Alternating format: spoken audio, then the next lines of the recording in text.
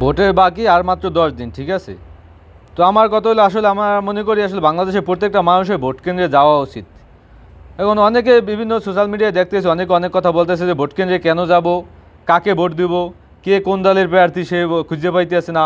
আবার সে নাকি দেখে সবই এক দলের প্রার্থী, বিরোধী দলীয় কোনো প্রার্থী নাই, ঠিক আছে। আবার যেসব প্রার্থী তারা গণতন্ত্র মানে কিনা, তারা গণতন্ত্রের যে আদর্শ সেটা ধারণ করে কিনা বুকে, ঠিক আছে। এরকম বিভিন্ন অভিযোগ প্রার্থীদের বিরুদ্ধে দিতে আছে, এবং এইটি অভিযোগ দিয়ে তুলতে আছে, বলতে আছে কি ভোট সে দেবে না, কোনোভাবে ভোট কেন্দ্রে সে যাইবে না। কিন্তু দাদা, এই ভোট কেন্দ্রে না গেলে আপনি কিন্তু একটা গুরুত্বপূর্ণ জিনিস আপনি মিস করে ফেলাইবেন। কারণ এর আগে আমরা দেখছি বিভিন্ন সময় সেই কবর থেকে উঠে আসে মানুষজন এই ভোটের দিন উঠে আসে, এবং সে তার ভোট প্রয়োগ করে আবার সে সরাসরি কবরে চলে যায়।